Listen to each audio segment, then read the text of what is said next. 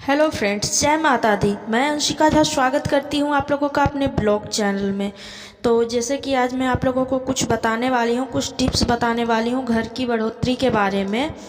तो आप लोग ध्यान से सुनिएगा और वीडियो को फुल वॉच करिएगा। स्किप करिएगा तो आप नहीं समझ पाइएगा कि मैंने इसमें क्या बताया क्या नहीं। तो वीडियो को फुल वॉच करिएगा तभी आपके समझ में आएगा। तो चलिए फ्रेंड, देर ना करते हुए वीडियो को आगे बढ़ाते हैं।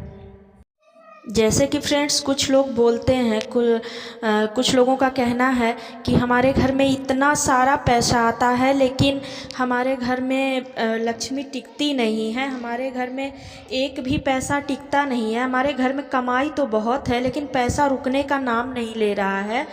तो फ्रेंड्स, आज मैं उसी पे कुछ बात करने वाली हूँ कि वो मैं आपको 11 नियम बताने वाली हूँ, जो 11 नियम करने के बाद अगर आप यह 11 नियम को आप फॉलो कर लेते हैं तो मेरा 110% गारंटी है कि आपके घर में बरकत ज़रूर होगी और लक्ष्मी जी का वास ज़रूर होगा। ये 11 नियम लक्ष्मी जी से ही जुड़े हैं और जब तक लक्ष्मी जी आपके घर में नहीं टिकेंगी तब तक आपके घर में पैसा नहीं टिकने वाला है। इस चीज़ को आप लोग एकदम गांठ बांध लीजिए। तो आज मैं आपको वो 11 नियम बताने वाली हूँ और आपने अगर फॉलो कर लिया उस 11 नियम को तो आपकी ज़िंदगी भी बहुत बेटर बन जाएगी।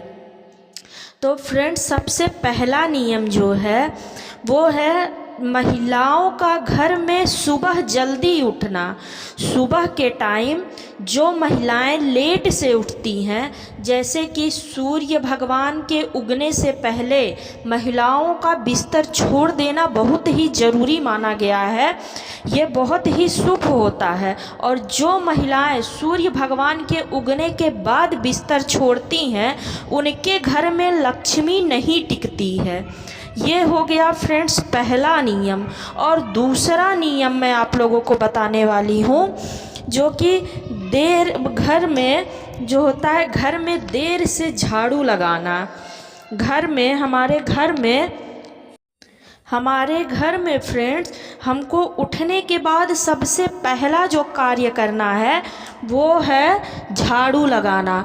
अगर फ्रेंड्स हम झाड़ू बाद में लगाते हैं, कोई काम हम पहले करने लगते हैं, तो इससे क्या होता है कि हमारे घर में माता लक्ष्मी नाराज़ हो जाती हैं। बोला जाता है हमारे हिंदू धर्म में कि झाड़ू लक्ष्मी होती है। और जब हम एक नई सुबह में धरती पे पैर रखें तो हमारे चलने से पहले माता लक्ष्मी का चलना ज़रूरी है। इसलिए पहले फ्रेंड्स झाड़ू लगाएं। तो जब माता लक्ष्मी चल लेंगी उसके बाद आप चलिएगा, फिर देखिएगा ये नियम आपके घर में ज़रूर ही कुछ ना कुछ फ़ायदा ज़रूर करेगा। और तीसरा नियम फ्रेंड्स, घर की महिलाओं या पुरुषों किसी का भी देर से नहाना। सबसे पहली बात कि हम लोगों को सुबह 4 बजे से 6 बजे के बीच में नहा लेना चाहिए। लेकिन अगर हम लोग 4 बजे से 6 बजे के बीच में स्नान नहीं कर पाते हैं तो हम लोगों को बहुत देर, तो 9 बजे के अंदर तो स्नान कर ही लेना चाहिए। और 9 बजे के बाद जो स्नान होता है वो राक्षसी स्नान होता है, जिससे माता लक्ष्मी बहुत ही दुखी होती हैं। तो फ्रेंड्स, अगर आप लोग चाहें तो आप लोग अपने घर का एक नियम बना लीजिए और सुबह 9 बजे से पहले किसी भी तरह करके हमको बाकी घर के सारे काम हम बाद में करेंगे, लेकिन हमको पहले स्नान करके पूजा पाठ करना है। और चौथा नियम फ्रेंड्स, प्रतिदिन हमारे घर का जो मंदिर है उसमें पूजा पाठ ज़रूर करनी चाहिए, क्योंकि पूजा पाठ अगर नहीं है तो कुछ भी नहीं है। पूजा पाठ पहले हम भगवान का ध्यान करेंगे तभी फिर भगवान हमारा ध्यान करेंगे। तो प्रतिदिन हमारे घर के मंदिर में पूजा पाठ करना चाहिए। और पूजा पाठ करने के साथ आपको पूजा करने के बाद अगर आपके पास शंख है तो आप शंख बजाइए, नहीं तो घंटी है तो घंटी बजाइए। नहीं तो थाली बजाइए, क्योंकि पूजा पाठ करने के बाद नियम है कि शंखनाद ध्वनि घर में बजना चाहिए। और पांचवा नियम फ्रेंड्स जो है वो है कि पति पत्नी का आपसी मेल। अगर फ्रेंड्स जिस घर में पति पत्नी का आपसी प्यार और बच्चों में प्यार बना हुआ है, उस घर में बढ़ोतरी खुद ही चल के आती है, क्योंकि उस घर में क्लेश नहीं है। उस घर में लोगों का एक दूसरे के प्रति बहुत ही ज़्यादा प्यार सम्मान भरा हुआ है। तो हमको अपने घर में अपने पति से, अपने बच्चों से एकदम तालमेल प्यार से बैठा के रहना है हम लोगों को। और छठवां नियम जो है फ्रेंड्स वो है, जो भोजन आप बनाती हैं उसे सबसे पहले आपको खुद नहीं खाना चाहिए। कहने का मतलब ये है कि जो भी भोजन आप बनाइए उस भोजन को जूठा नहीं करना चाहिए। आप उस भोजन को पहले, आपके घर में बच्चे हैं तो बच्चों को खिलाइए, बच्चे नहीं हैं तो आपके पति हैं, सास ससुर हैं, आपके साथ जो भी रहते हैं आप उनको खिलाइए, उसके बाद ही आप अपने मुंह में लगाइए। अगर भोजन जूठा हो गया तो माता लक्ष्मी का नाराज होना एकदम निश्चित है। तो इस चीज़ को आप गांठ बांध लीजिए कि हमको भोजन जूठा नहीं करना है। और सातवीं बात फ्रेंड्स, जब भी रोटी बनाइए आप तो पहला और आखिरी रोटी अपने घर में अपने बच्चे, पति या किसी को भी ना दीजिए, या आप खुद भी ना खाइए।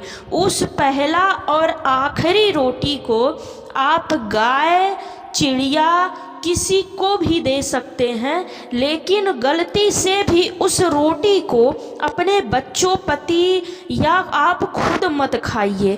अगर आपको बहुत जल्दी है फ्रेंड्स तो रोटी बनाने के पहले आप तवे पे जब तवा गरम करती हैं तो रोटी का एक छोटा सा गोला बना के रख दीजिए, और जब रोटी बना लीजिए उसके बाद लास्ट में, जब लास्ट वाली रोटी आपकी बन जाती है, उसके बाद आप उस तवे पे 2 आटे की छोटी छोटी गोली बना के रख दीजिए। और आठवीं बात फ्रेंड्स, कभी भी गैस पर से चढ़ा हुआ भोजन नहीं देना चाहिए। किसी को भी घर में कभी भी गैस पर से चढ़ा हुआ भोजन नहीं देना चाहिए, नहीं तो जिस कार्य के लिए आप निकल रहे हैं वो कार्य कभी सिद्ध नहीं होगा।